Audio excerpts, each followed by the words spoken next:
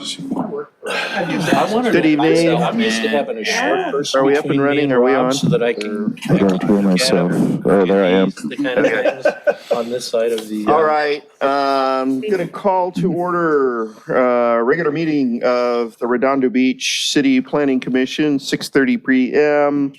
It is Thursday, October 19th. Like to call this to order. Could we have a roll call? Nope. Ryan? Denied. Say our names. Our names. Our names. Roll call. So I have Commissioner Lamb, Commissioner Conroy. One at a time and then. Commissioner Lamb, Here. Commissioner Oh, Conroy, I got it. Okay, Here. so I'm doing the roll call. Commissioner Okay. Hazeltine, Here. Commissioner Craig, Here. Commissioner Boswell, Here. Commissioner Light, Here. and Commissioner Gaddis is here. We're going to have a salute to the flag, and Commissioner Boswell, will you lead us in a pledge? 2 times in a row. Oh, sorry about that. Ready, begin. I pledge allegiance to the flag of the United States of America and to the republic for which it stands, one nation, under God, indivisible, with liberty and justice for all. Thank you. All right. So,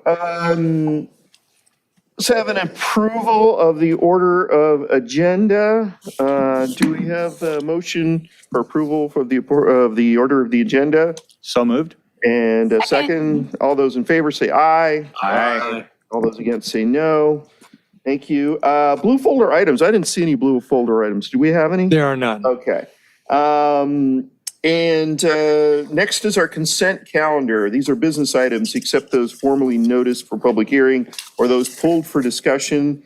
The commission members may request that any consent calendar items be removed, discussed, and acted upon separately. Items removed from the consent calendar will be taken up under the excluded consent calendar vote.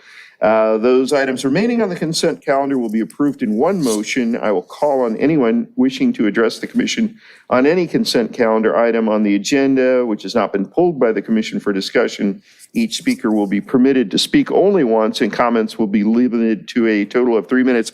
Do we have any comments on consent calendar items from anybody in the room? Anybody online? No comment. Any written emails regarding our consent calendar items? No, nothing. Okay.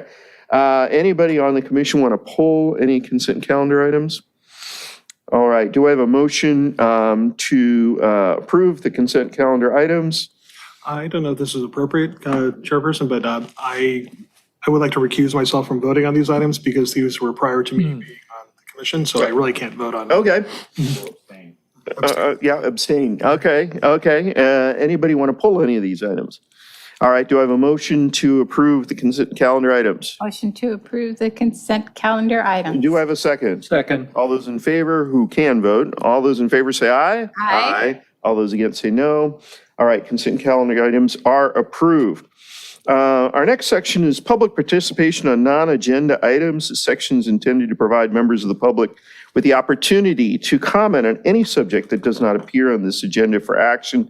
The section is limited to 30 minutes. Each speaker will be afforded 3 minutes to address the commission, and each speaker will be permitted to speak only once. Written requests, if any, will be considered first under this section. Do we have any written public comments on non-agenda items? Yes, Chair, we have one e-comment. Okay. And it's from Michael Martin.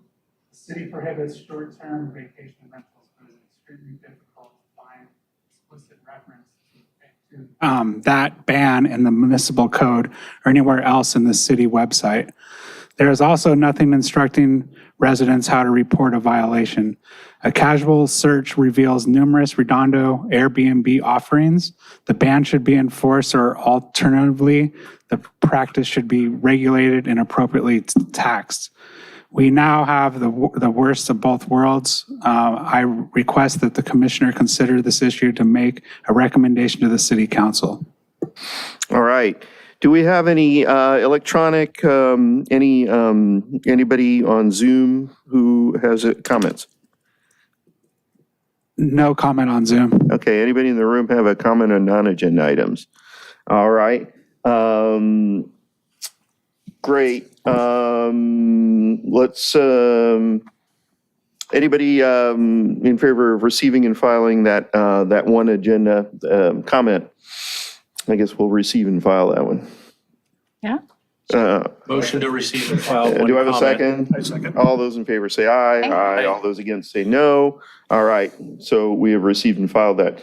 I think we can skip ex parte because there's no agenda item, right? Correct. Okay. All right. Correct. That whole list. Oh, that's okay. Yeah. No public hearing items. No public hearings. How about items continued from previous agendas? There are none. There are none. All right, items for discussion prior to action. So our first item, thank you, Chair, members of the Planning Commission. Our first item, it's not numbered L1, it should be. I apologize for that, but it's our first item on the discussion agenda. It's the Planning Commission's nominations and election of chairperson and secretary for the term of October 2023 through September 2024. So staff's recommendation is that the chairperson opens the nominations for the positions of chair and secretary, and then the chairperson will close those nominations, and the chairperson will then call for a motion, and new officers, upon determination of who the new officers are, will assume those positions. Okay. I'm going to put a little wrinkle in this, if you don't mind.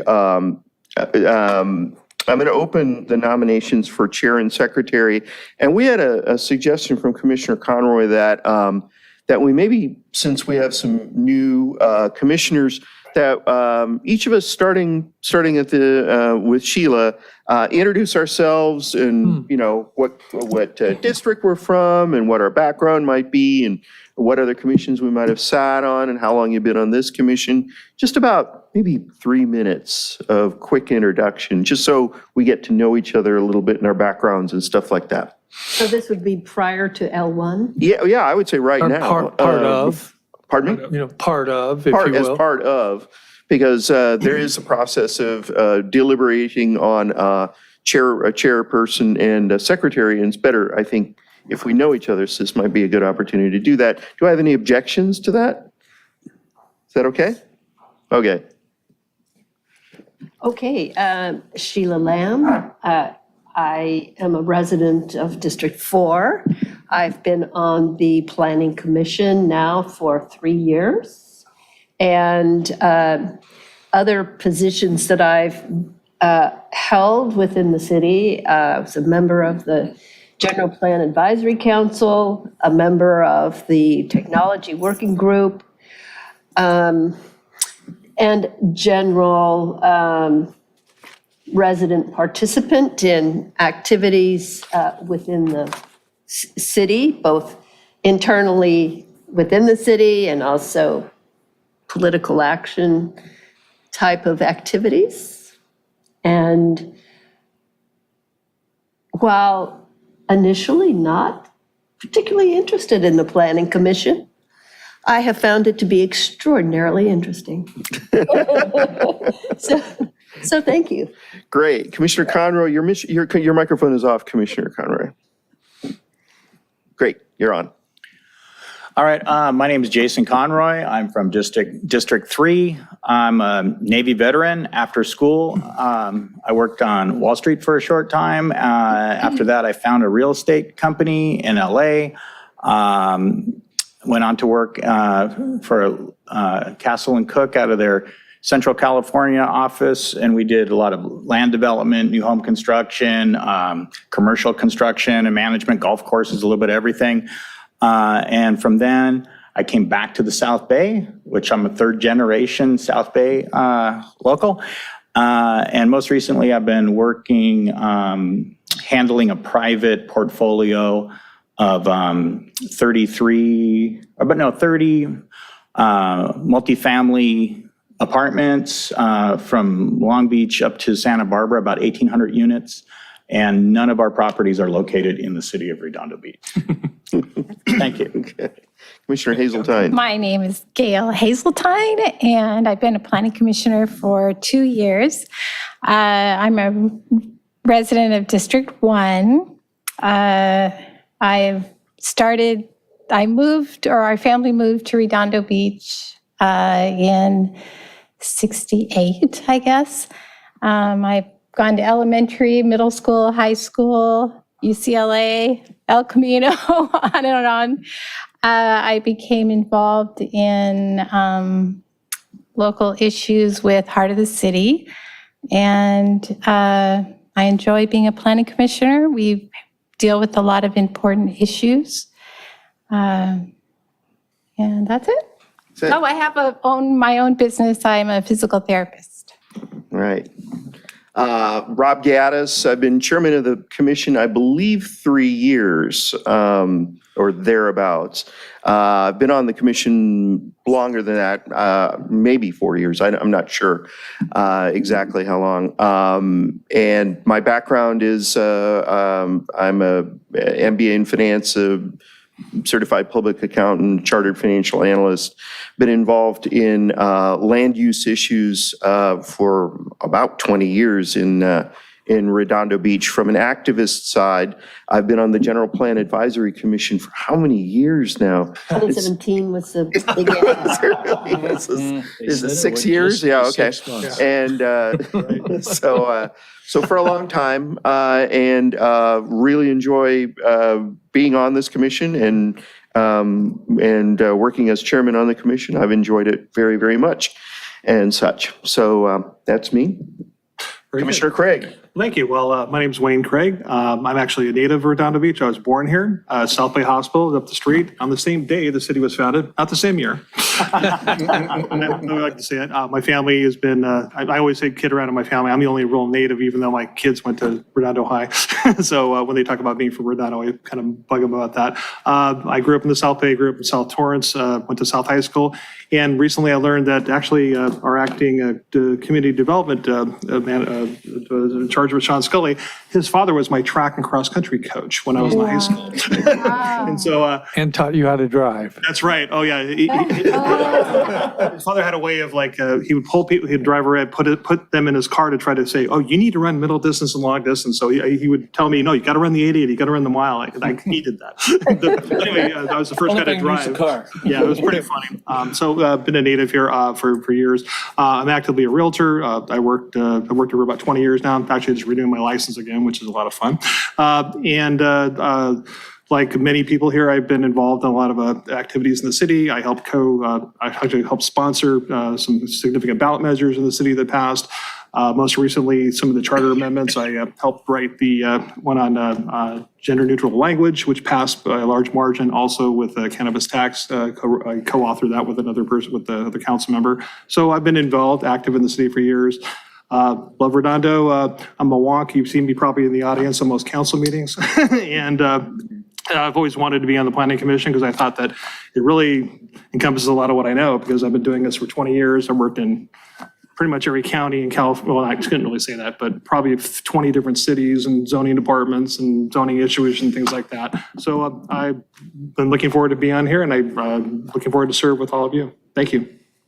Commissioner Boswell. Oh, we have to go through all our track records? 49.6 in the quarter mile, so. That's faster than me. My name is Doug Boswell, 34-year resident of District 3 in Redondo Beach. Grew up mostly in the San Gabriel Valley, but then prior to that, other countries. So wound up on the Planning Commission as apparently as a result of when Chairman Rob Gaddis and I challenged or appealed a Planning Commission decision on the Galleria redevelopment project and successfully saw that through. And the next thing you know, it was, we want you to be on the Planning Commission. I said, I'm not qualified. And Mayor Brand said, you're the only one that's qualified. So here I am.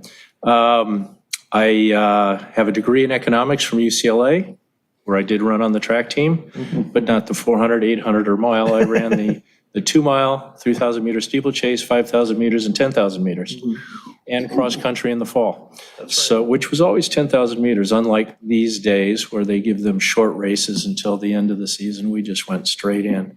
So, not that that has any bearing at all on decisions that I've made. It may explain why I'm the only one still awake when we go past midnight. So I think that's good enough for now. Commissioner Light. Yeah, Roger Light, a 21-year resident of Redondo Beach. I'm a North Redondo person. I am in District 5. I was quite satisfied being on the Recreation and Park Commission, doing fun. You get to plan how to make parks nice and get to say about pickleball and all that good stuff. And I was kind of recruited as a District 5 representative that actually does know something about the city history and have been active politically in trying to ensure that Redondo Beach stays a Redondo Beach or becomes a Redondo Beach. It should be. So I am happy to serve here. I'm a long veteran. I've now been here 3 months. So unlike you newbies, I know all the ropes. And I know who to go to. I'm still learning, but it seems like a great group that gets a lot done. So I'm looking forward to working with you guys. Great, great. All right. So now's the time we should open nominations for the chair and secretary. Do we have any nominations? Commissioner Lamb, I see. So, thank you, Chair. In the spirit of returning to the prior protocol of rotating the role of chairperson, I would like to nominate Commissioner Hazeltine. Oh, All right. thank you. Do we have a second? I'll second. All right. So we have Commissioner Hazeltine, Commissioner Boswell. I would like to nominate for chairperson, current chair, Gaddis, and for secretary, Commissioner Lamb. All right. Do we have a second? Second. All right. So we have so far Commissioner Hazeltine and me for chairman. We have Commissioner Lamb for secretary. Do we have any more nominations? All right. So we'll close nominations. Do we have a motion to close nominations? I'll motion that. Do we have a second? Second. All those in favor, say aye. Aye. All those against, say no. Okay, nominations are closed. So we should have a vote. What is the protocol? Do we take is it the challenger first? Or Well, I think you can take each one at a time Okay. and make a vote on each position as nominated. And, Okay. okay, So all those in favor of Commissioner Hazeltine as chairman, raise your hands. 1, 2, 3, 4. Okay. And all those in favor of Commissioner Gaddis? I might Three. have to recuse myself. So our new chairman is Commissioner Hazeltine, Did you even want to do it? I wasn't Yeah. even sure. You did want to do it again. but you beat me in the vote. Okay, but I did want to correct. I guess I've been 3 years also. Time is flying. It must be Okay. COVID. And we have only one nominee for secretary, and that, I'd like to second that. I'm sorry? We already did. Oh, We already did, yeah. And so it's Commissioner Lamb as secretary and Commissioner Hazeltine as chairman. Okay, All right, there we are. thank you. all right, thank you We very have to like much. shuffle seats now? I have a Yes, question. yes. Really? Well, I think Does it it's start the next It meeting or says does it new start? officers assume You seat. assume the position now, Now, yes. assume the position. But I don't think we shuffle because it's 4-3. It's You middle whether are- I'm here or you're there. It doesn't, yeah, it doesn't. So, I think we can, Oh, you want me I have a to? question. Can we agree to have it become effective with the next meeting? No, there's it a always rule. does. yeah, That's a no, rule. it's, Yeah. it becomes Yeah, effective and it's in the upon the agenda. vote. Oh. Seat. Okay. So a question to Yes. staff. Thank you. I was going to say planning manager, but you're the director, Director Scully, Acting director. acting Director Scully. Could you describe the role of the secretary? It's akin to vice chair. It's essentially serves as chair in the absence of the chair. I'm not taking notes, that kind of thing. Is that No, correct? no. You're doing minutes now. Yes, yes. You didn't know that. You can read all the ordinances, right? Yeah. Okay, Yeah, it's unique to the planning commission, to my knowledge, to have that commission have a secretary position versus a vice chair. I see. Yeah. Probably goes back to before the clerk actually Yeah. recorded things, probably. It probably goes way back. Yeah. Okay. Thank You you. accept the appointment? I do accept it. Okay, there. Wonderful. All right. Do we change seats? I don't know. I think I the don't name think will we get don't- we screwed don't up have- unless they We can don't have to change it. You're change. gonna Well, become I can find out Chairman about that. I Gaddis. think I thought the name plates in front had the positions, but I'm noticing they don't, although we've been having some technical issues, with a lot of the IT infrastructure here in the council chambers of late. So I'll find out. I think we can retain the seats as they are Okay, now. okay. But you're If not not, you'll running the have to meeting. change your Under name. the gavel. Gavel. Yeah, here's the gavel. Well, thanks, you guys. That's wonderful. And Rob, you've done such a great job. I hope that I can, fill your shoes. Okay, You'll so be great. and congratulations, That's an X Sheila. in there first. You as well. Congratulations. Yeah, and our next, we're having a discussion from Sean Scully, our Acting Community Development Department Director. And it's a discussion item presented an overview of the Community Development Department and the current staffing, service volumes, and activities and initiatives. So go ahead. Thank you very much, Chair, members of the Planning Commission, Sean Scully, Acting Community Development Director. And I've got a handful of slides. They really mirror what was provided in the administrative report. And going forward, I'd like to make this, somewhat regular, at least quarterly, just keep you all informed of all the things happening in community development. As you can see from the report, there's quite a bit of activity. So again, this will be, and as we go forward, there won't really be that much discussion. When we do bring it back, it'll just be a director's report for receive and file. And certainly we can talk about it, but it wouldn't necessarily be a presentation. It'd be a written report for you to receive and file. And it'll present a general overview of the current staffing levels, service volumes, and summary of the various initiatives that we have going. The intention going forward, okay, and I went through that. What this will do, it'll break down within community development, we have the building and safety division and the planning division. And within planning, there's current planning, advanced planning, and major projects that we work on. The strategic planning initiatives, those are actually for the whole department. And then we have the preservation program. There's a preservation commission that our staff is also the liaison for the Preservation Commission as well. So I'll just walk through each department and kind of give you an idea of what's happening currently. So building and safety, their focus is public safety, number one, as well as energy conservation. Within the building code, there's a whole chapter or title that addresses energy conservation, Title 24. So they administer that as well. It also includes accessibility requirements as well. And, they apply it to all development projects through the building code, fire code, mechanical, electrical, plumbing codes as well. Staffing currently right now, we're fully staffed in the building and safety division. We have a chief building official, 2 plan check engineers, one's a senior plan check engineer. We have 3 full-time inspectors. We have 3 permit techs and 1 part-time administrative assistant.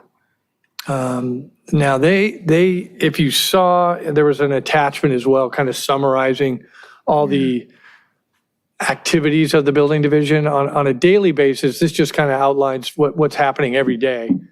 25 to 30 in-person customer contacts. So the lobby gets pretty busy regularly. They process 2 to 3 plan check submittals a day. So they're taking in 2 to 3 plan checks being formally submitted each day. They issue 12 to 17 permits, a lot of those, a lot of permits over the counter. And then they produce these building reports. Commissioner Craig, I'm sure, is familiar with those.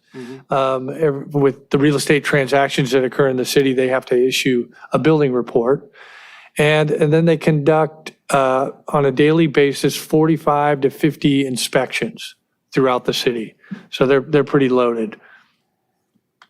This is, a nice table. Our building official has really been keeping track and managing and monitoring the workload and the amount of projects that are coming in. And this is just a running total for the year. So you can see it's, the amount of projects and contacts coming into building and safety throughout the year is pretty phenomenal. So moving on to the planning division.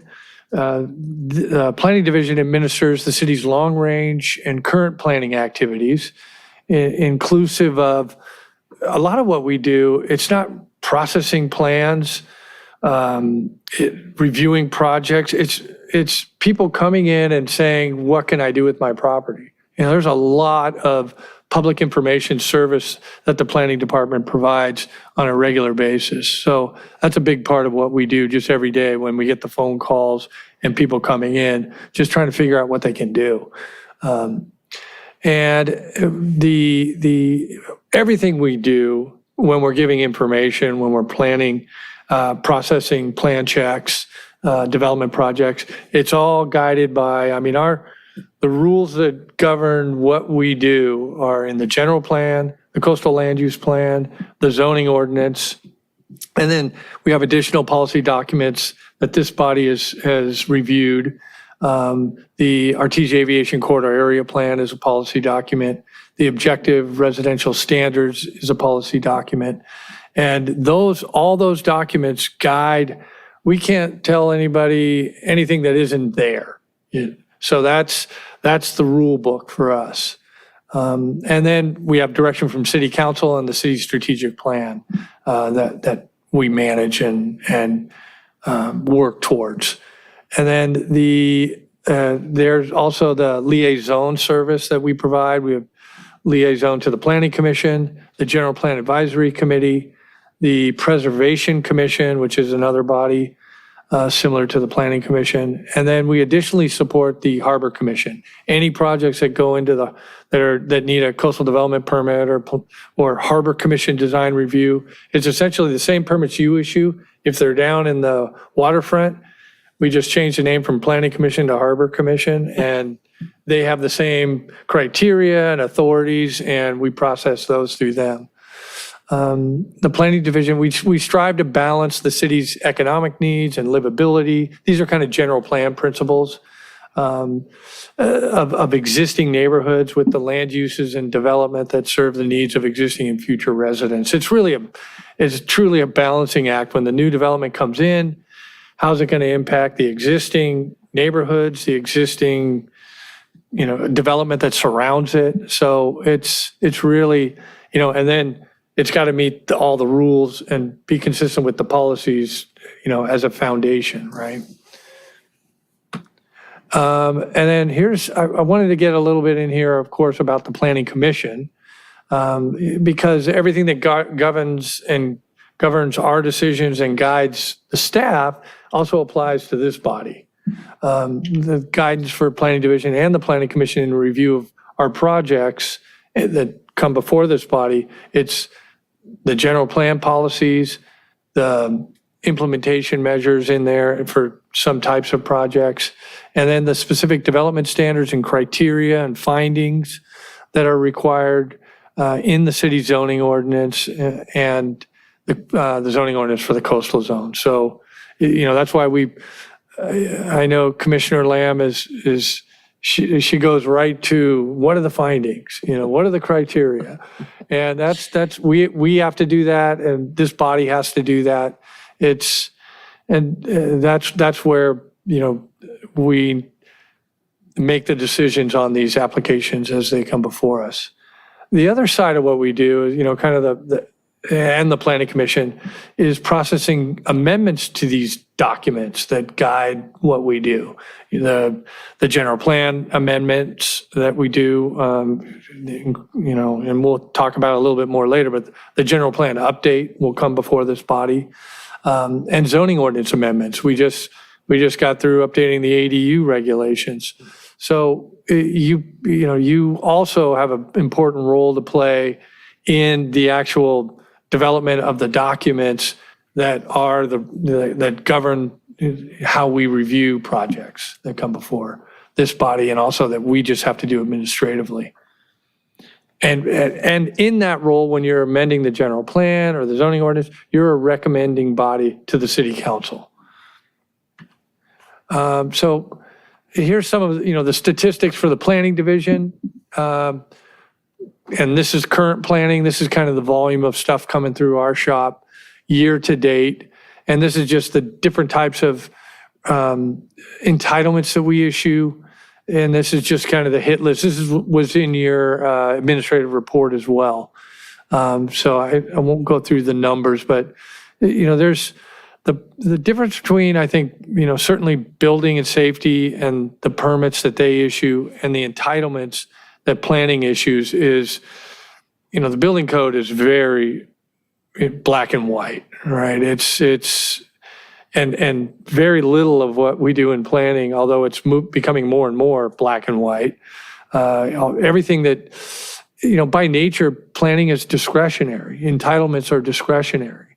So it's a lot more nuanced. There's a lot more back and forth with the development community, the homeowner, whoever's proposing the project. So they take longer. And so hence that's why the numbers, are much different than the building department's numbers. Let's see, just on a daily basis, we used to, pre-COVID, I was surprised to see our numbers in the lobby as low as they are. That we have 9 in-person contacts on average. It fluctuates, but pre-COVID, we were 25 to 30 a day. I mean, we had to put limits on individuals coming to the counter because, people were stacking up. And a lot of the questions, again, in planning are like, well, what can I do with my property? I mean, that conversation can go on for a while. Or I'm thinking about doing this, and they're exploring their opportunities and their options. And, that after, 30 minutes, 10 people are waiting behind them. And we had to go, okay, time out. We gotta triage these a little more, turn them over faster. But we now can spend a little more time. I mean, we still try to keep it, to a minimum, but we don't have as much as we did pre-COVID. I don't know if that'll come back or what. I think people got used to submitting, email requests for the same thing and submitting their plans via email. So, and I think, so this might be kind of the new standard for us. We get about 16 emails a day and phone calls. And then we're turning out a couple of plan checks a day. So this is the advanced planning. So we have current planning and then advanced planning. And I've also, thrown in there the major projects that we're dealing with.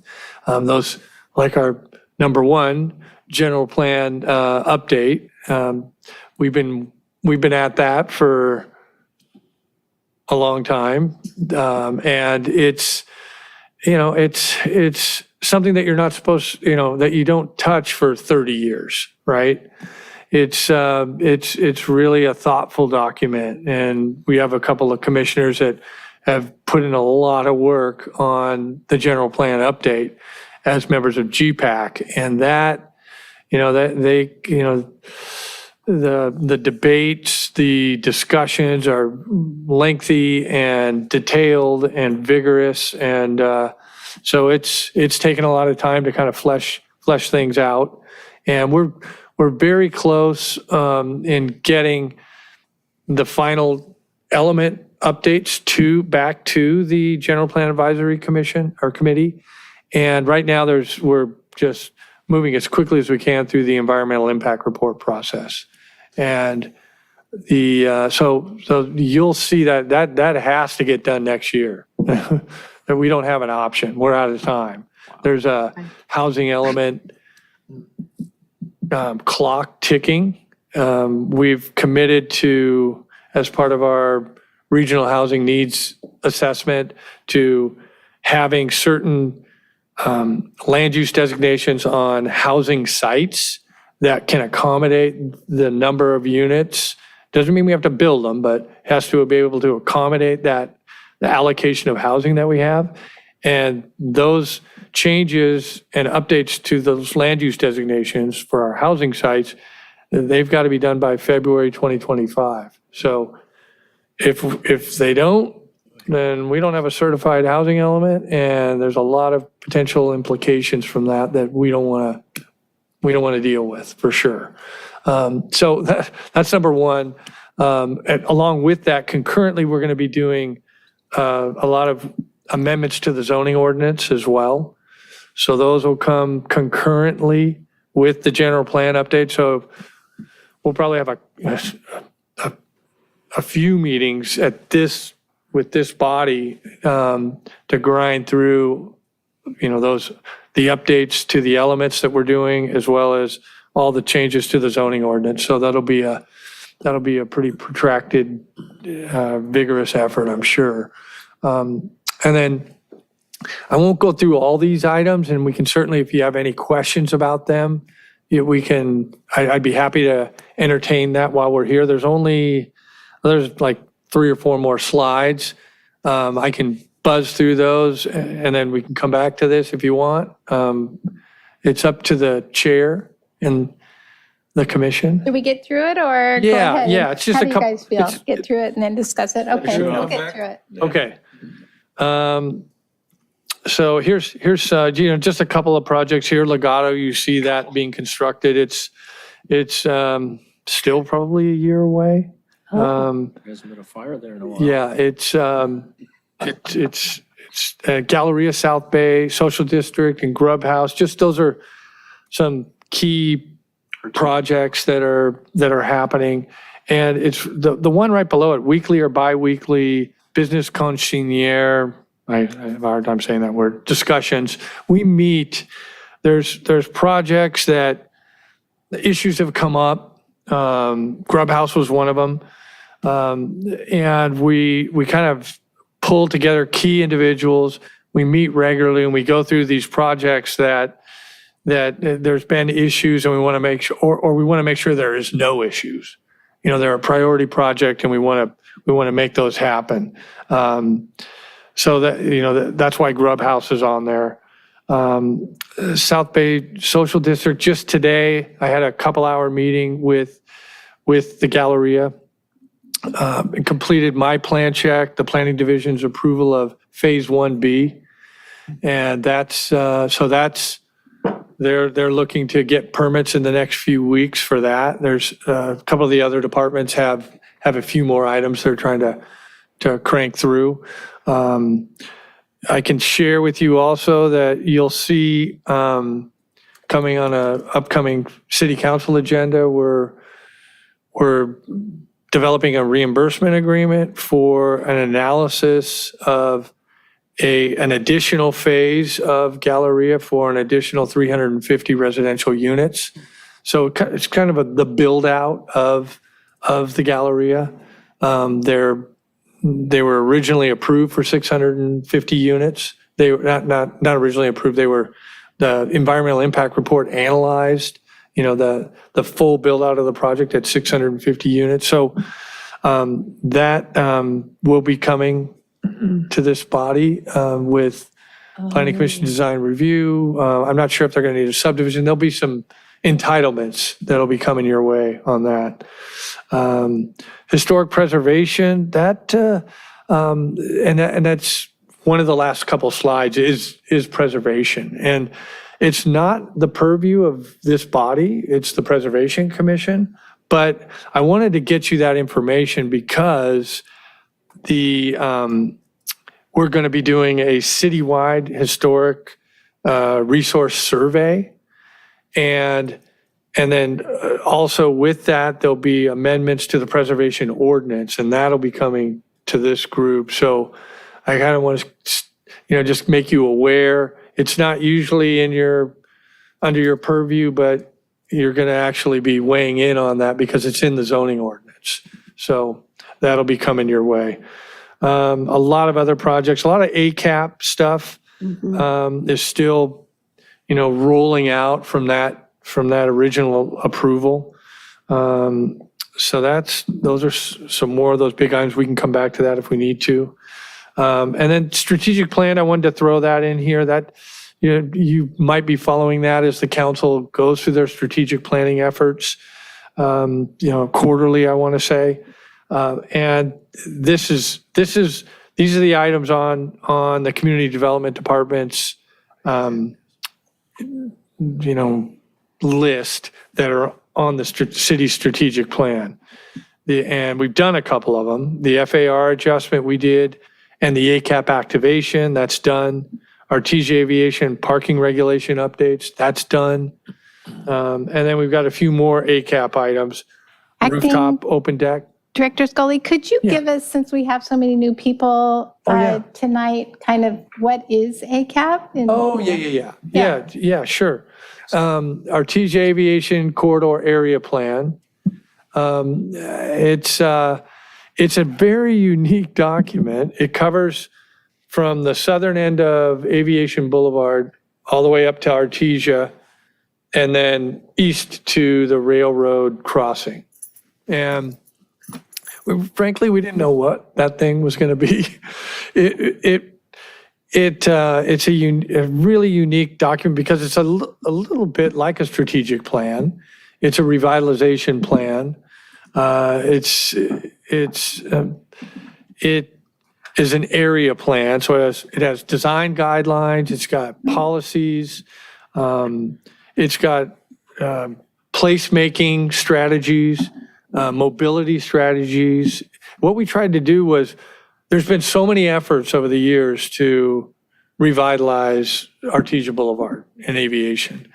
And it's amazing. In the research I did, there was some business group meetings back in the 70s that were talking about, hey, how do we revitalize Artesia Boulevard? And they had a lot of, there were some ideas there that ended up in the ACAP.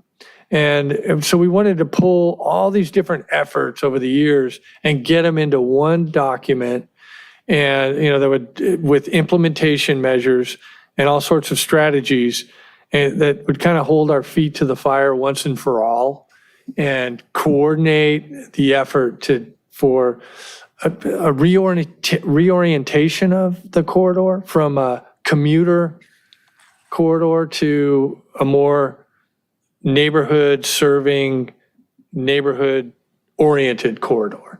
So, and projects like Grub House will be a perfect example of something that's going to be serving the neighborhood, not another Starbucks drive-through. No offense to Starbucks, but that was the kind of stuff that they circled back like 4 times on that exact site to try to do a Starbucks drive-through. And we kept saying, we're not going to support that. You can pursue it. We can't stop them from submitting, but we were able to discourage them enough. And then Grub House came in on some other site they wanted, and we were able to steer them there. And we're hopeful that becomes a really positive project. I'm just going to make a real quick comment. It's been such a success, ACAP, the process, the document, and the implementation plan. Really want to give you and the planning staff, a lot of support for that. Yeah, thank you. The Waterfront Economic Director. Yes, Greg Kapovich. Right. It's just been rolled out so efficiently. Yeah, thank you very much. And we actually got an award for it. You guys all saw that. That was a big deal. I think it should have gotten a state award. It went to the state after the LA chapter, and we didn't get the same award there. I don't know why, but yeah, it was rigged. Clearly. Politics. We'll see. So here's the preservation program, and it tells you a little bit of history about the city's preservation ordinance adopted in 1989. There was 2 surveys. They largely were residential in 86 and 96. And then there was a historic context statement in 95. Generally, the volume of projects that go through, it's not as much, of course. There are 5 public hearings this year they've had, 3 minor alterations, subcommittee meetings, and 3 it's called a certificate of appropriateness that you are issued if you have a property that's a designated historic resource. And you go to, so that's the entitlement that the Preservation Commission issues, a certificate of appropriateness. And there's criteria and findings for that. We have this year designated 4 local historic landmarks, processed these historic inquiry forms. People want to know, hey, is my project eligible to be a historic resource and to be a landmark designation? And go into what the reward kind of is. You can enter into a Mills Act contract, right? And that cuts your property taxes significantly.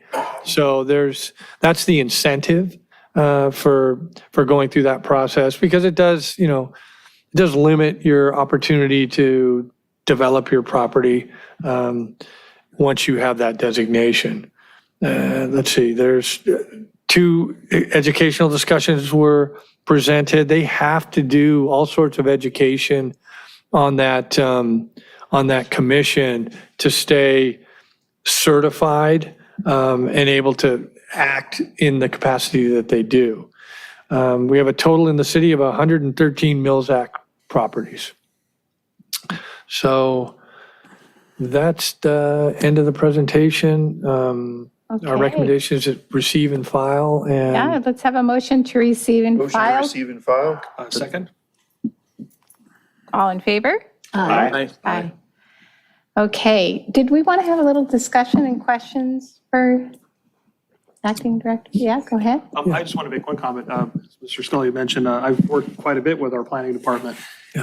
As with planning departments around the beach cities and other communities. Our neighbors to the north, if you were going to do a construction project, from the date you submit it to when you can start construction, it usually takes about 2 years. That's a long time. And especially when markets, when you have interest rates peaking in costs and such, that's significantly less in Redondo. And I've actually gone to the counter in the morning when there used to be a line of contractors out the front door. Right. And you had to get there before 8 o'clock if you wanted to get in. Always really helpful. I've always been able to walk in and get information and never had an issue with that. In fact, they were super helpful and gave us more information than probably we needed to know. And, it's something when you're buying a home, a lot of people don't realize that you do get a building report, but usually you're an escrow on that. But it'd be nice if you can walk in first and really see exactly what it's zoned for, making sure information's right. Tax records are notoriously bad. If you ever look on the tax records for a property, it's very seldom 100% accurate. The only city that I found that's 100% accurate is Torrance, and I don't know why. You can actually walk, and they saw, I don't know what happens, with the exception of Hollywood Riviera, it's even worse. But yeah, anyway, I think you're right. I think a lot more people are submitting things, and I think that's a good thing. I think it's helpful, because I've seen some people ask some pretty odd questions, like pretty much like, how many trees can I put on my property? Yeah.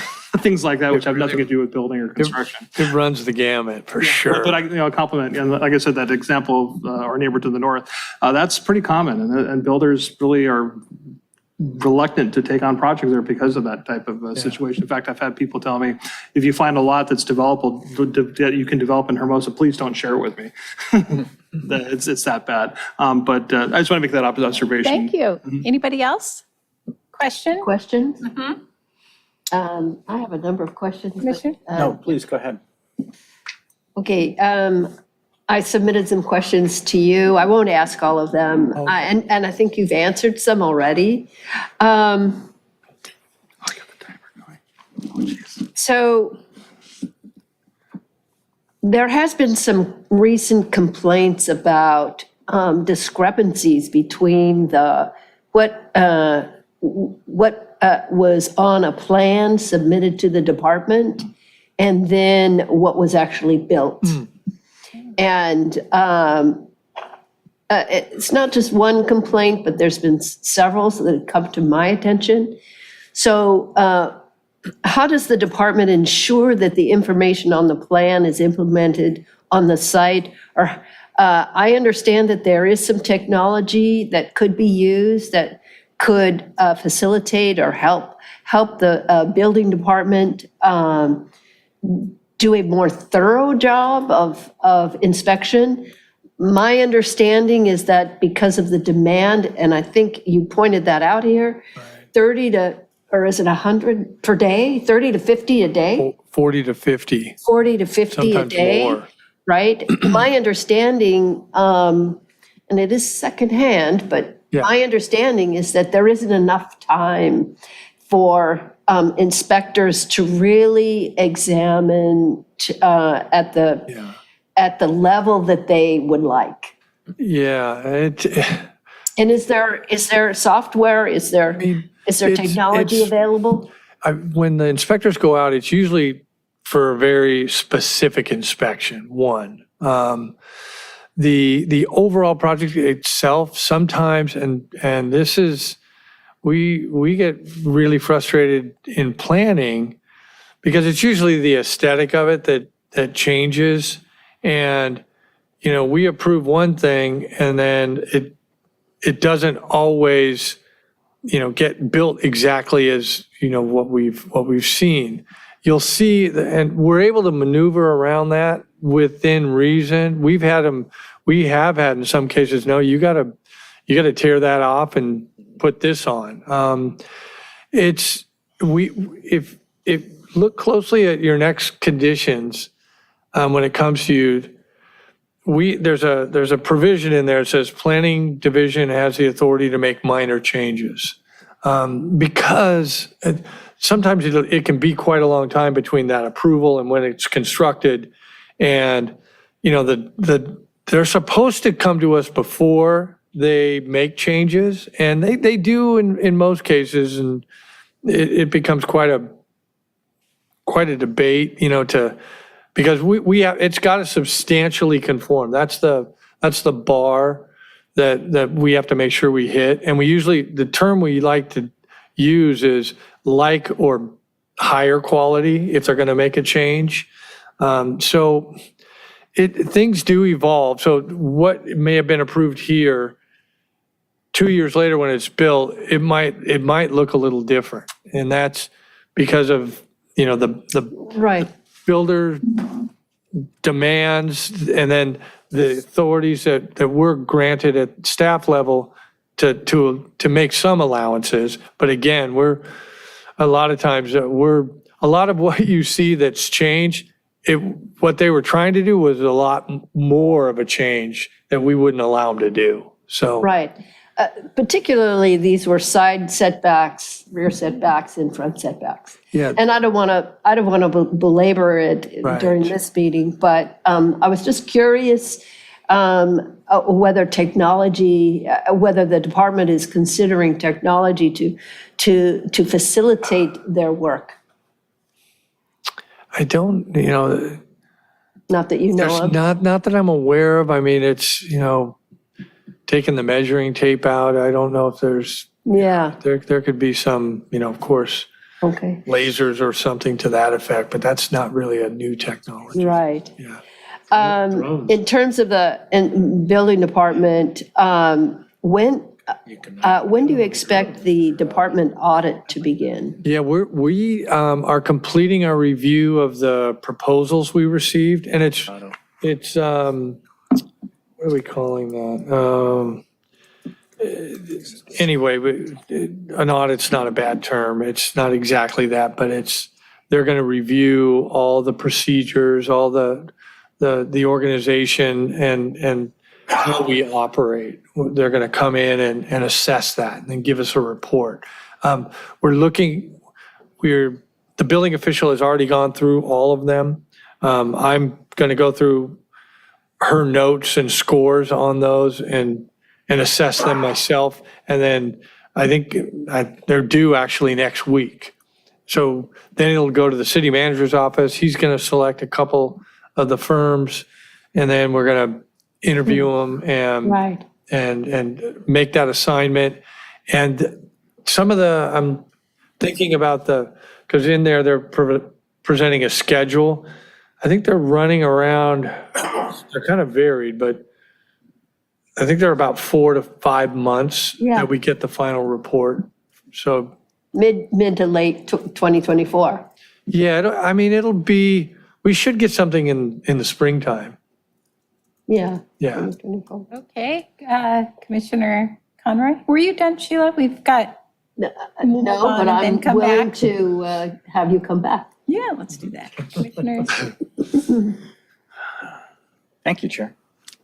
If I could bring everyone's attention to page 22 of our agenda packet, Planning Commission referrals to staff update of October 19th, 2023. I don't know if this is something you were planning to touch on at some point in the meeting or not. I mean, I could certainly could. Okay. What number? Page 22. So first of all, I think that's great that we have this. I don't know if this is something that comes out on every agenda packet or not, but I think it's a great addition. I think so many times there's a referral that's made to staff, and with this only meeting once per month, and sometimes it takes a month or maybe 2 to get the answer, that it's easy for these types of things to just be lost in the ether. So the fact that we memorialize it here is fantastic. That being said, looking at just this and not knowing any background, I have concerns that the most recent one on here is now pretty much exactly a year old. Right. And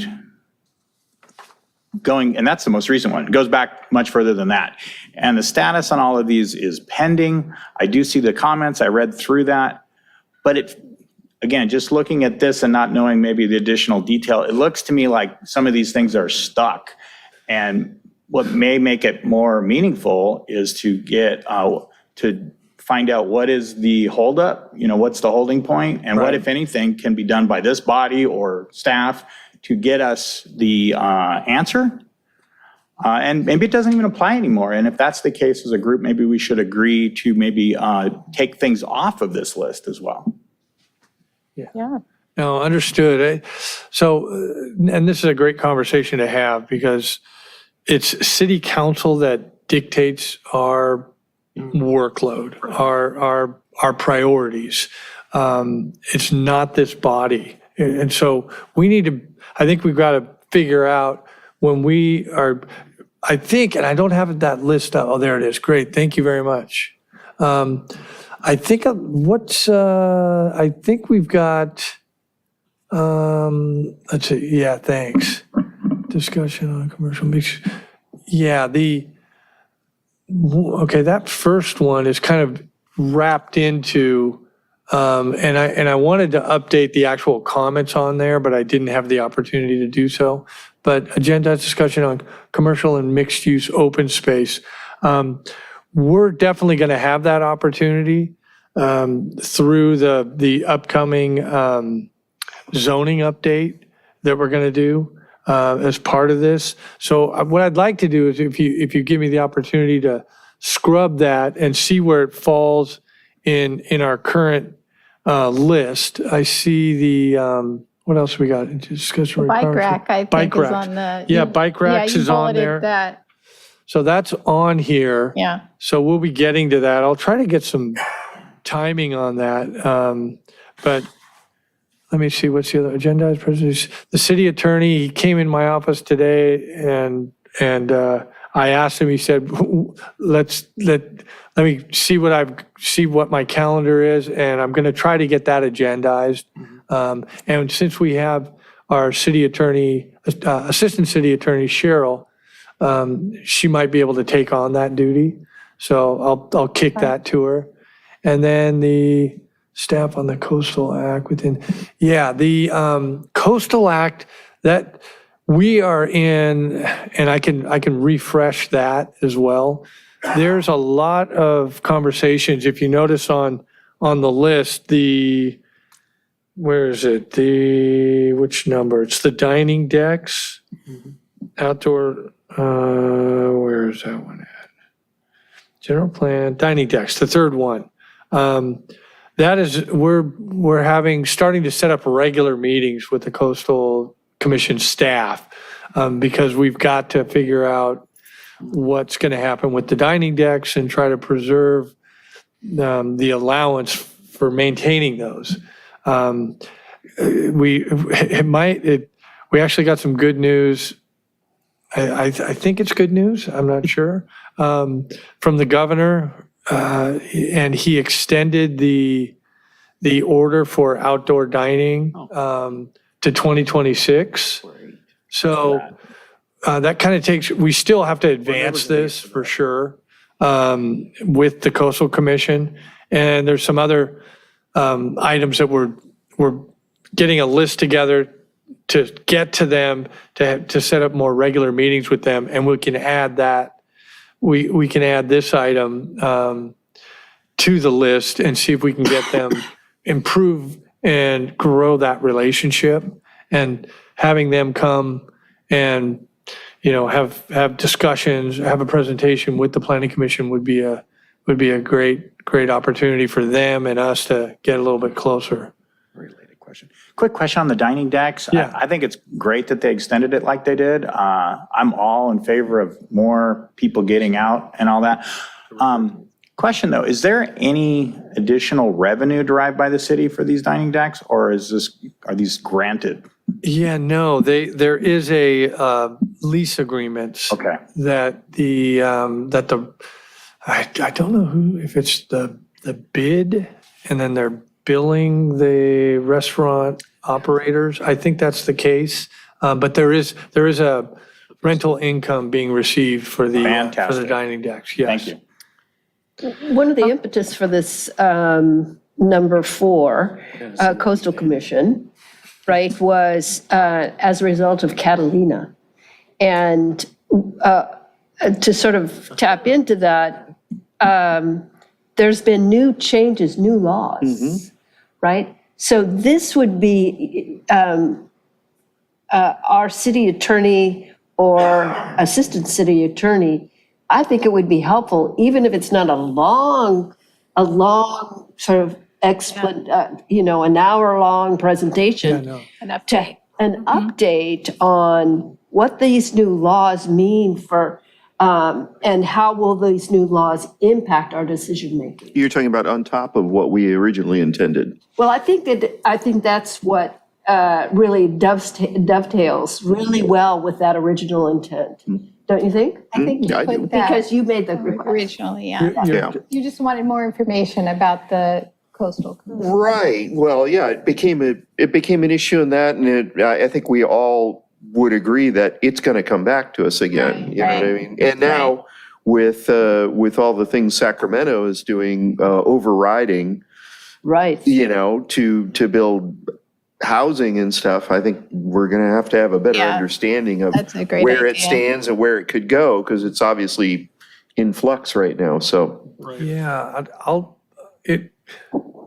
Even 15 minutes It would, would be No, helpful. the city attorneys, that is a separate office. They definitely, they have a role to play in educating the planning commission on, rules and procedures and Brown Act issues. Any other advisory opinion, I'm not sure what we we're going to need can real expect. experts, I think. okay. Okay, so I want to just caution your Okay. expectation on that. Certainly, it is valuable information.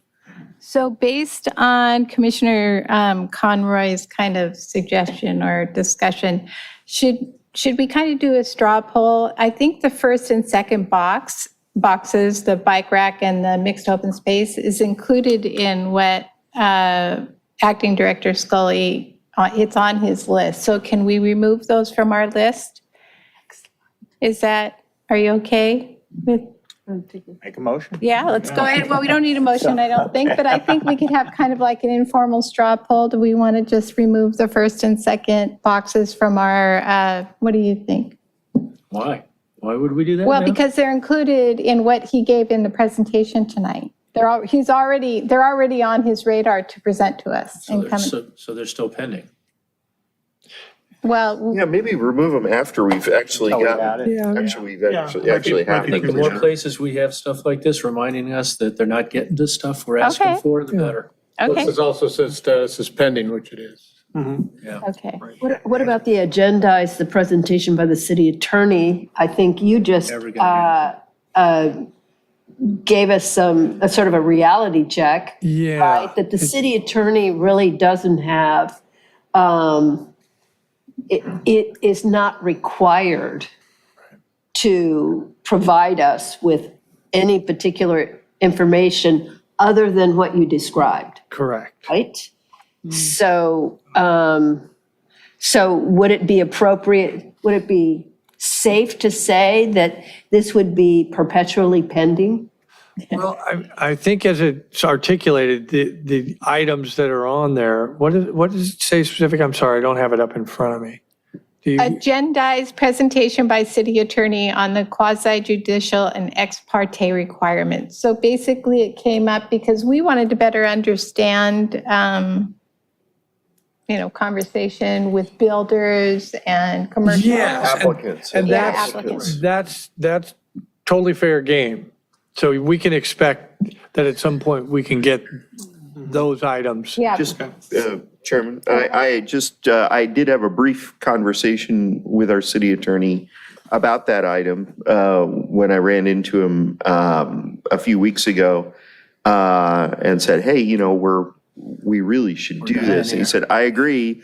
And he even had some other thoughts that I hadn't even talked about. And that included, how many conversations we have with council members and the mayor and staff and all of that stuff, which, is even beyond what, the issue of talking with applicants. Right.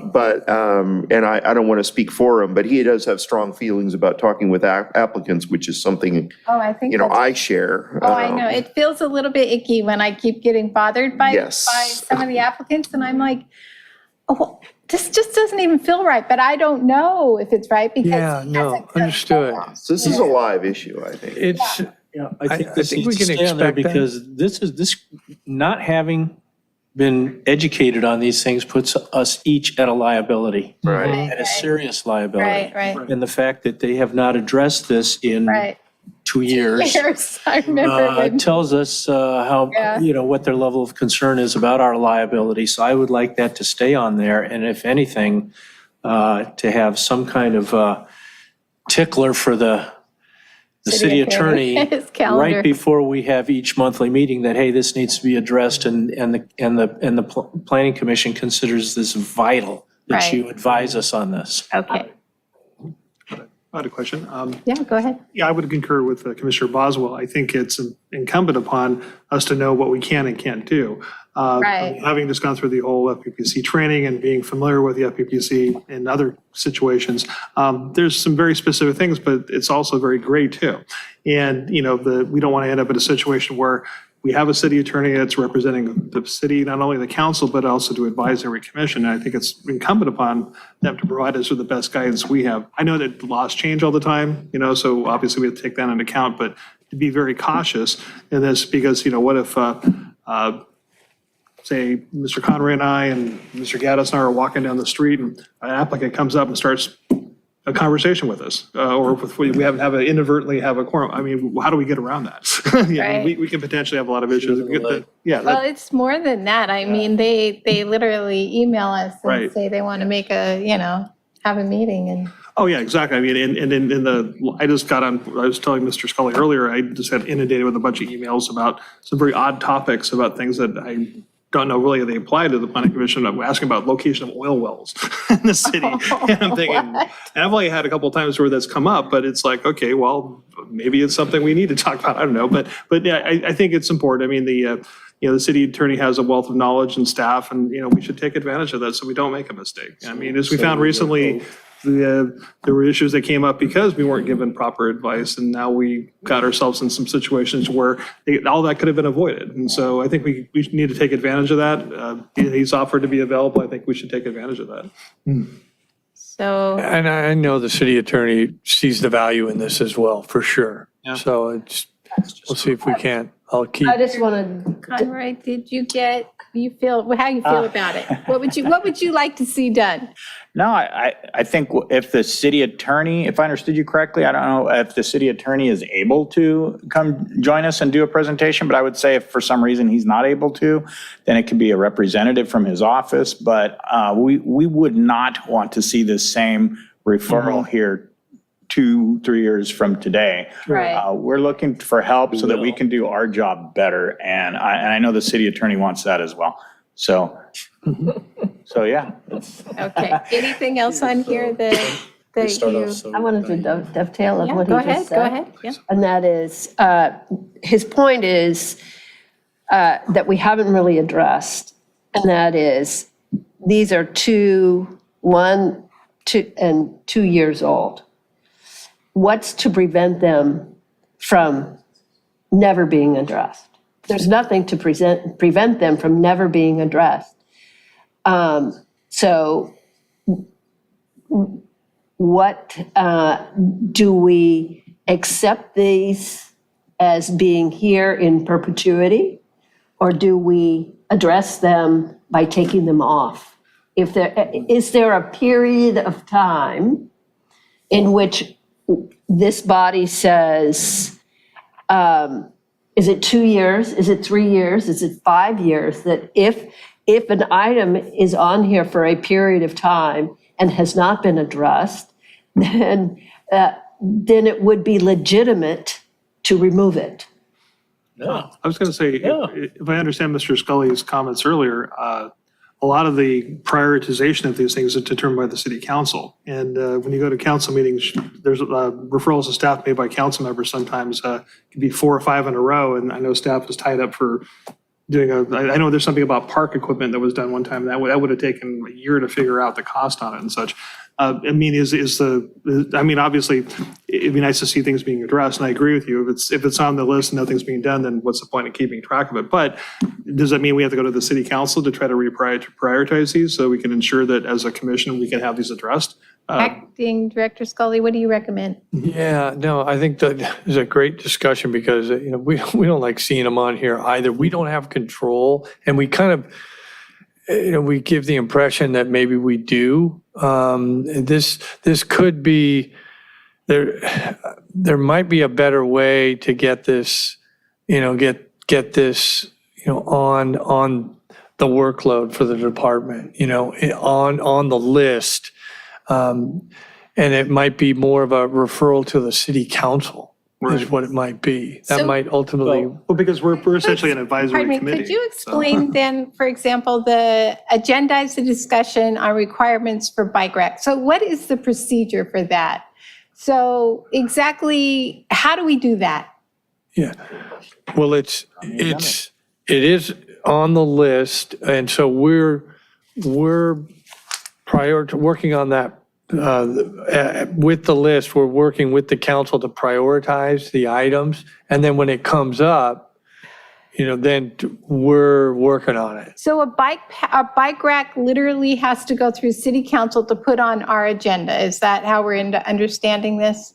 To have that discussion, we're not doing anything other than having a discussion. Okay. Advising council. Right, So right. We should be able to put it on Our our agenda agenda. and then make a Well, see, recommendation to the council. problem is then it's staff resources.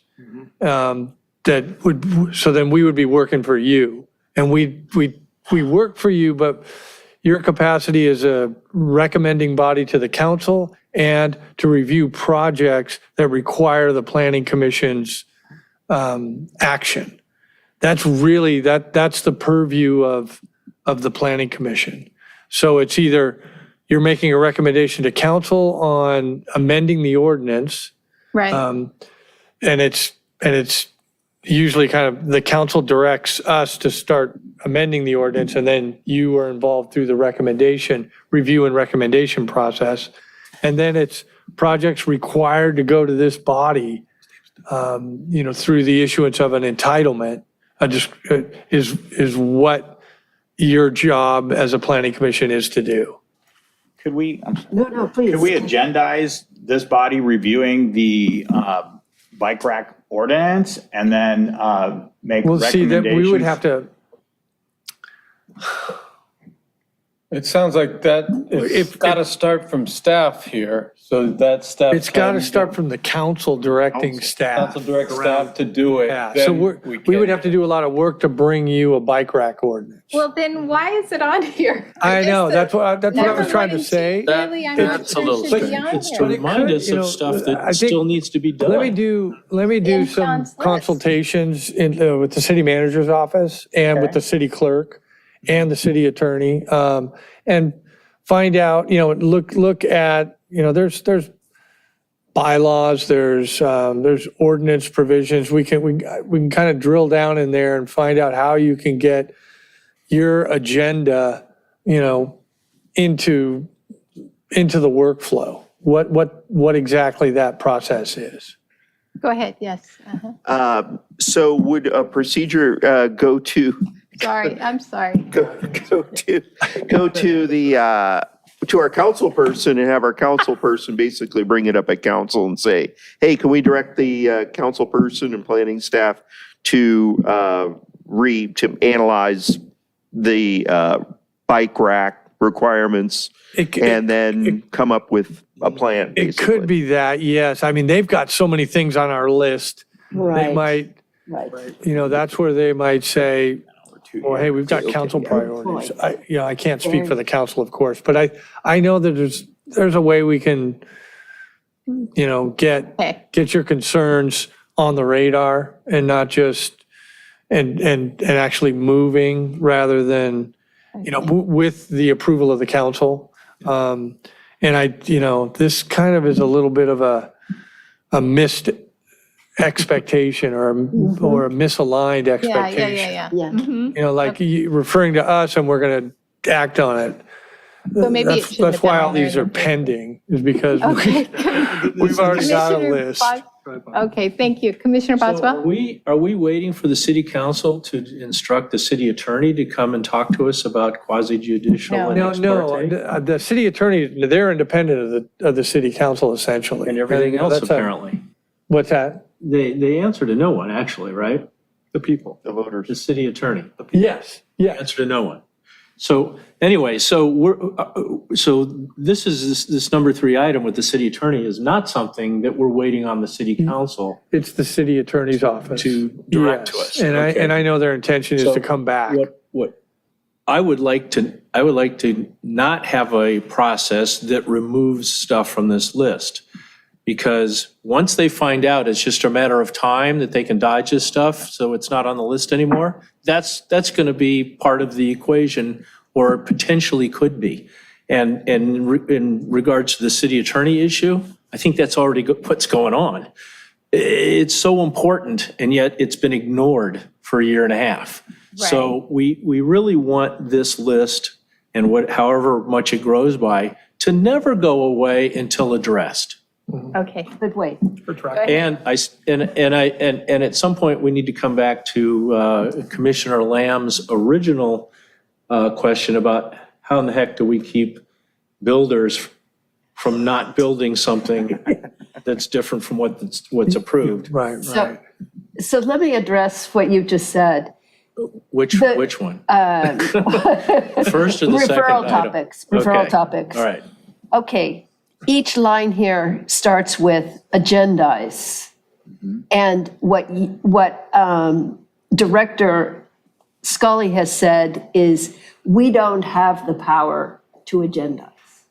And there may be some areas where you do. I'm going to really look at So the what it says bylaws. is So that so we're let's referring- clarify. we're Let's referring just that clarify. request. Let's just clarify. I thought we did. My understanding at this point in time is that the Planning Commission does not have the power to agendize a topic. And in fact, we have never, as a body, agendized a topic. And you explained it very well, is our role is to advise the city council on issues that they find of importance. Is that correct? It's any document under your authority, under your Right, purview. right, So right, zoning okay. ordinance, general plan documents, and any amendments to those documents. Right. And again, because of that, right, this body, my understanding now is that this body does not have the power to agendize any particular issue that they find relevant, partially because that would require us to give direction to staff. Correct. And we don't have that power. Is that correct? That's correct. Right? So, one thing that would certainly have to change would be the word agendize. We don't have the power to agendize. But So, we're not asking staff asking, to we're not asking to be able to agendize this ourselves. The title of this is Planning Commission Referrals to Staff. So we're asking staff to get this agendized, however that process might work per the topic. but can they agendize because No. That's not what it's asking either. It's asking them to take steps to get it agendized. If that means they have to corner somebody on the city council and not let them up until they agendize this, then that's what we're asking them to do. We're asking them to go through whatever the process is to get it agendized, because we can't, and they know Right. how to get it, they know how to Okay. get it agendized. Okay. And if it's the city council that actually agendizes that, then they are our go-between with the city council to get stuff we think is important agendized. Okay, so to quibble, if we're asking them to agendize something, we're giving them direction. No, we're not asking them to agendize anything.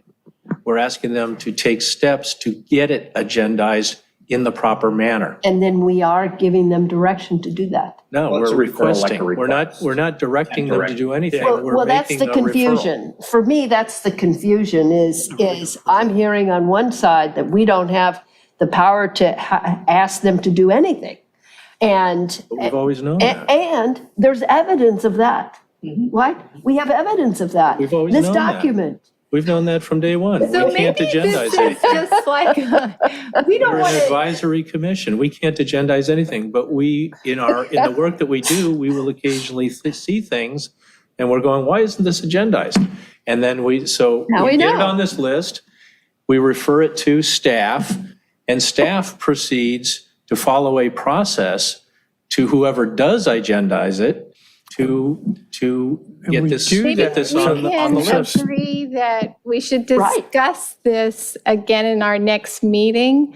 And the reason I'm saying that is that we all have questions as to whether or not, first off, the term agendize might be wrong, because maybe all we wanted to do was have a casual conversation about bike racks, and you didn't have to prepare anything. Yeah. And we You know what could- Yes. But you can put it on what the end? agenda. You can put it as on the agenda. Agenda, okay.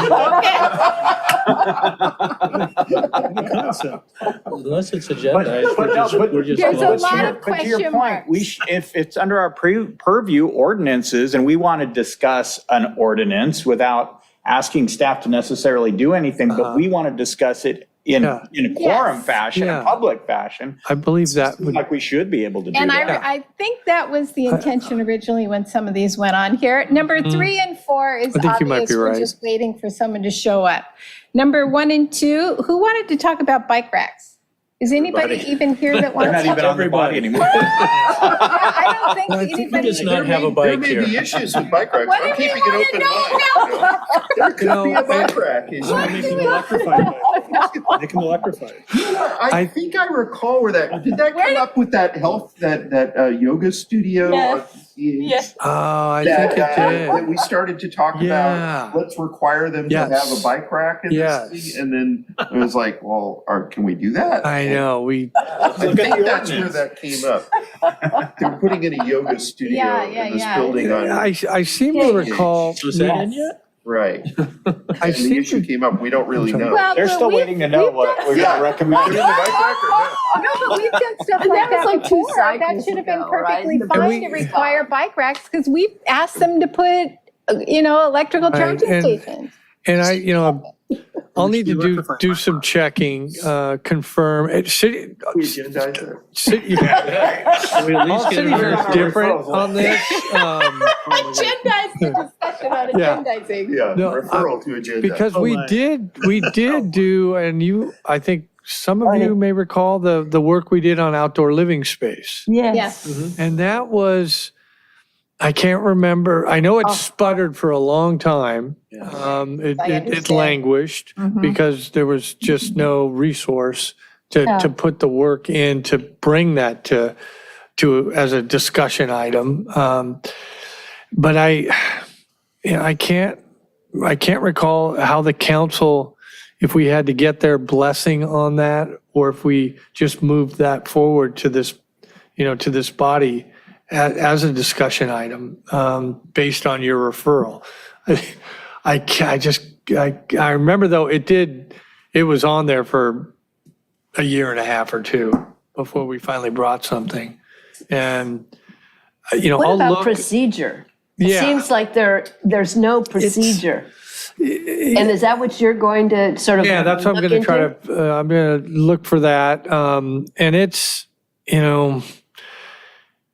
it's done differently in other jurisdictions. I know, I've worked where, I'm probably going to regret saying this, but planning commission, after looking at issues, applying the zoning ordinance over and over, and then coming to consensus on some issue in that zoning ordinance, and then recommending that staff put together an amendment to the ordinance, and staff began to work, and we would take the ordinance amendment back to the commission, and then it would go on to the council. Here, and I've been in other places where, the council's got to direct any amendment to the zoning ordinance or the general plan itself, and that's kind of where Redondo is. But we can make recommendations to council to direct staff. Yes. And so that's, and another place where staff has gotten items on the council's list is through the strategic planning effort. Yeah. Because we bring them things we think need to be worked on. And, that's part of that. They have a huge list themselves, and, that's where they work together as a council and move items forward. But department heads go to those meetings and participate and request some items for the council to get onto the strategic plan for them to, for the department to be able to work on. So that could be where, these items end up in the strategic planning effort with the city. You refer them to us, and then we could bring them through that mechanism potentially. I'm finding out, how some of the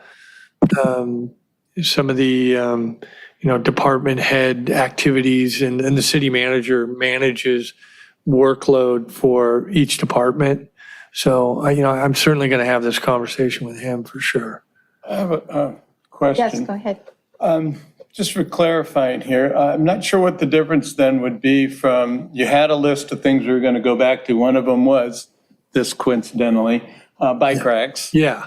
What's the difference from going back there and having our discussion about bike racks and what we think versus having it agendized or on the agenda, or even as a non-agenda item that we bring up and talk about? I'm not sure why it has to be formally on the agenda for us to talk about it. Because you notify the public. Yeah, we have to You have to notify the notice. public. Yeah, you have to give a public notice 72 hours before the meeting if you're going to have. Okay, but we Yeah. just had that thing that had the bike racks in it. Right, so we could theoretically Then discuss. that bike would racks. be what we could Yes, talk but we about. couldn't really get into, and I do need to caution the commission on getting into any details of some of the items that I had on the list are items that'll be coming before you, and they're not on the agenda tonight. And then to your point, just opening up a discussion when it's not on the agenda. This is within the body of a report, so it's, you could argue, but you really, the public wouldn't be really aware that if we just cherry picked a couple of these and started talking about them in a meaningful way. So we have to be careful specifically about talking about any of these items. We have to keep it really general. Okay, so then I think we probably agree that we need more information and that you wanted to get more information. Yeah. So you could bring this back under your items from staff next Correct. month? Yes. That would be great, because I Yes. think we're, Just one yeah. more. Go ahead, Yeah, Sheila. I'm sorry. Yes, Commissioner Lamb? Commissioner Conroy. Commissioner Conroy mentioned the potential for having a discussion amongst ourselves that would not require staff information, and that we could agendize that topic. How, so for example, where would that occur on the agenda? Okay, so at referrals to staff, we would say, we would like to agendize a commissioner-only discussion about X, Y, and Z. Bike rack ordinance. That would not, again, that would not require. A presentation. Right. We would specify that it would not require staff assistance. So you want to know whether, when he comes back next month, we want to know, is that possible? Is it? I Because hear you. obviously with the Brown Act, we need some education here. We can discuss it amongst ourselves when we're up here, and Right. it's the only place we can have robust conversation. So, And I'll yeah, try to- go ahead, Rob. yes. Is it Commissioner realistic, though, to say, well, we're going to have a discussion of bike racks when we haven't asked staff to come back with, okay, what are the current ordinances on bike racks? You know, what changes are anticipated? How have these things been applied? How is it different for different things? You know what I mean? There's a lot of background that we cannot expect to actually have on what the current ordinances are or what the best practices are in other cities and stuff. So there actually is some staff, I think, work that would, for us to do something meaningful. Right. And I think that's why, the stipulation is that the depth in which a conversation like that would need to occur would require direction from the council. And so we're still at a conundrum here. We're still not quite there. But I think it's worthy of an answer. I think it was a good question that Commissioner Conroy asked. I think it's important. You know, we have evidence that this referrals to staff, right, is not a procedure that is efficient, right? The evidence is, right, they're 1 and 2 years old. And why continue? I know, I understand, Commissioner Boswell, your perspective on this, but we should address this. Right? It's even proper to I think have that's what we agree. this list going. I think that's really important. Yeah. Yeah, no. I mean, and I don't think 3 and 4, that's just a totally different thing. I mean, we're asking for some information. 1 and 2 is something that And we will, can, yeah. yeah, I agree. Pipeline, they're going to come and we to us can, you know, eventually, and when they Right. do, I'll they'll continue drop to- off this list. to request from the city attorney's office, you know, that they come back and, because they had started a discussion, and they had said at the end of that discussion, I think it was one of our Brown Act education items, that the city attorney said he would come back, and we'll have Cheryl Park here on a regular basis when we have items. And so she might be able to take on that role. And then the Coastal Commission staff can request that, you know, as we start to engage a lot more with them on a regular basis. So I'm sure. Just as a quick comment, there's a bit of survivor bias on this too, because what you don't see is the list that was presented to us a year ago or 2 years ago, which probably had 6 other items on it, right? So Yeah. this is just sort of the stuff that hasn't been, but a lot of things were, like the outdoor living space and things like Right. that. I'm sure there So, was many referrals of stuff that were already addressed. Yeah, yeah. Right, So right. it looks uglier than it probably is, but. No, I'm speaking for myself, these look like just a few things that hadn't gotten to yet. I didn't see it as like every referral ever made and that they're still sitting there. These are so Yeah. important. I do have a quick question though on procedures. So for example, let's go to the bike racks rather. If someone comes in front of us for a conditional use permit, we've done other things. We've asked them for other things. Like, for right. example, I don't see why we wouldn't be able to say, we need 10 bike racks there, okay? Because we've asked them for other random things. Yeah, We've no, asked them it's- for hedges. We've asked them to get rid of artificial turf. We've asked them to plant more trees. Right. know? Absolutely. No, and that's, Yeah, if- exactly. that's certainly fair game. Where you have to root that request is in the making of the criteria and the findings. So if you Right. can connect the request to, hey, this is going to make this project, or this project will meet this criteria better Right. with the addition of these items. There's not enough parking spaces. So Right. because there isn't, please add some bike racks. Yes. On the north right, side of the right. building. So we Okay. just have to have that nexus. Yeah, and- so I'm still back to maybe bike rack needs to go, but let's wait Yeah, until we get yeah. more information. Are you okay with that, everybody? Or, It's good. yeah? Thank you. Okay, so we've got that settled. Thank you. Right.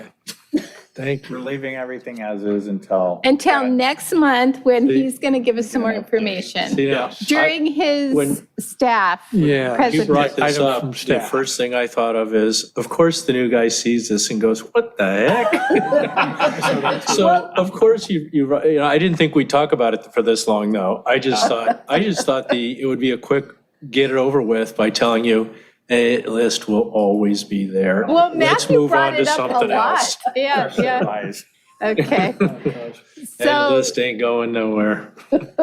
Oh, so we are I believe a actually good eye. on items from staff. Do you Oh. have any? Oh, wait. Wait.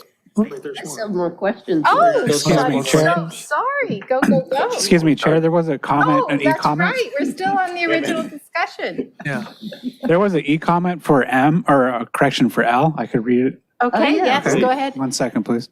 Brew? Let's see. L2? Oh, L2. Yeah, it's from You said L. So it's Al. the person's name is Mark Nelson, Oh, and there's a lot of acronyms. Never heard It's the Beach Cities Health District. Oh, yeah. Healthy Living Campus is not the project of record for the proposed 100% PMB LLC, which is a healthcare real estate developer. Own and operate a 100-foot tall, 250,000 square foot facility to be located on the north and east lot lines of the site.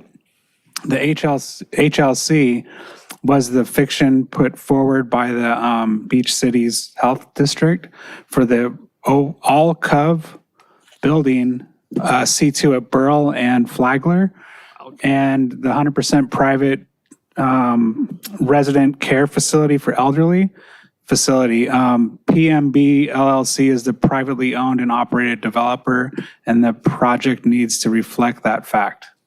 Okay, thank makes you. thank you. And Commissioner Lamb, you had a question back on presentation? On the presentation. Yeah.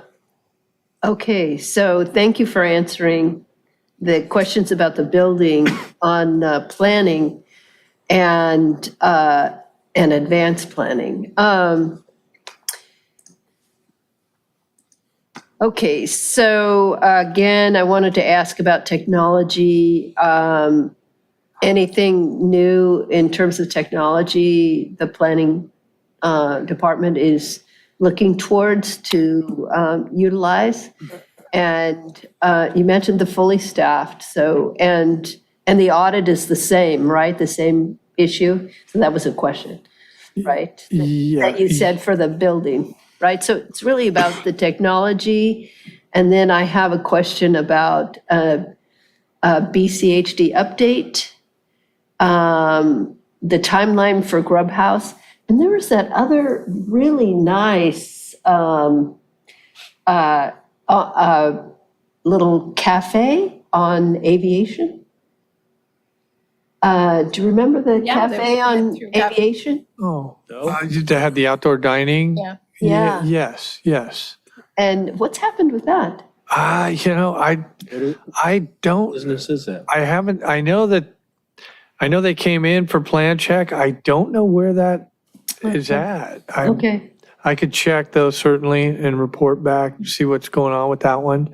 What was the first item you brought? Oh, the technology? the technology. Yeah, so I mean, the big shift that's going to happen in our department is a firm called City Tech is developing a completely online plan submittal for building and for planning department. And we're meeting with them regularly, going through developing the modules that are going to mimic the review process that we go through. It could be pretty amazing, and it'll really organize our internal review process that we go through. Nice. So that's going to be a huge efficiency gain for us. Oh, that's great. It'll all be online. We'll be interacting with the applicants, online. It should be pretty, we're really looking forward to that. And we're trying to roll that out, at least at the first phase of it, by the end of the year, and then really open it up to engineering is going to be on board as well as planning. And that should be the beginning of this next year. So that'll be you submit your plans, you submit your applications, and then it comes in and then it's routed and it's all just, Seamless. yeah, it's going to be some bugs we got to work out, but it's going to be a significant improvement over our current review process. So hopefully that'll help the timing. That's great. BCHD update, the application, the pre-application is in. Yeah, no, that was in and out like a year ago. Yeah. And right now it's the alcove project that we're, let's see, is that hasn't come in. I've done a tour over there, gone over the program. We're just waiting to get the plan sets in. I think that's their priority right now. Okay. Anticipating it any time. On the review that the city did of the CEQA document, right? Yes. Is that available by public records request? I mean, we are working on reviewing what the consultant has put together. We don't have it. We're working with them on that. So it's not something we can release yet. So that's kind of where that's at. Okay. And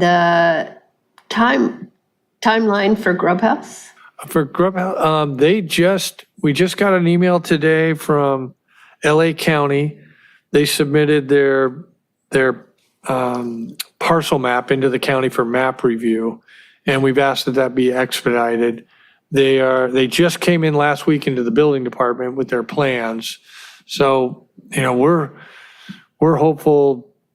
It's a complicated project for sure. But we'll be getting comments to them within about a month. And then it's back and forth over the next few months, I would say, with permits, sometime in, let's say, spring 2024.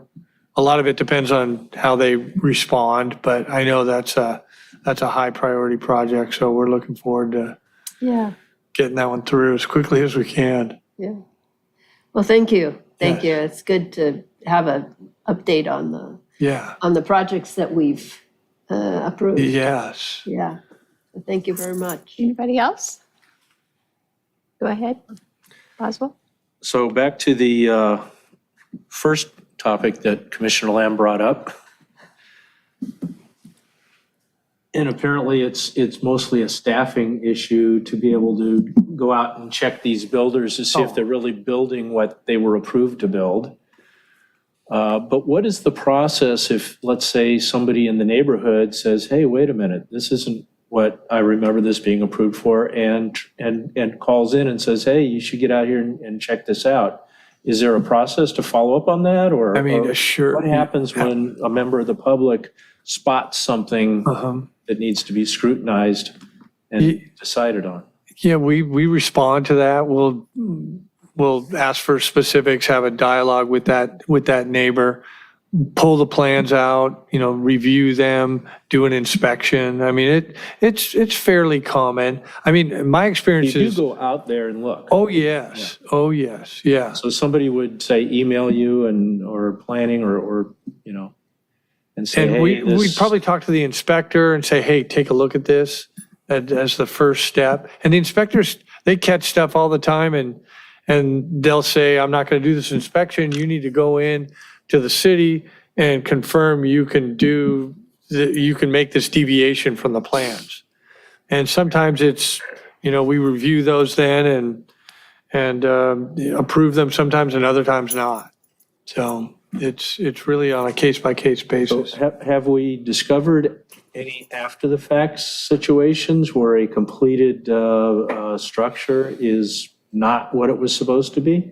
I think And what do you do about that? that it comes up, there's one particular issue with development that it comes up more often than I care to admit, and that has to do with the perimeter walls.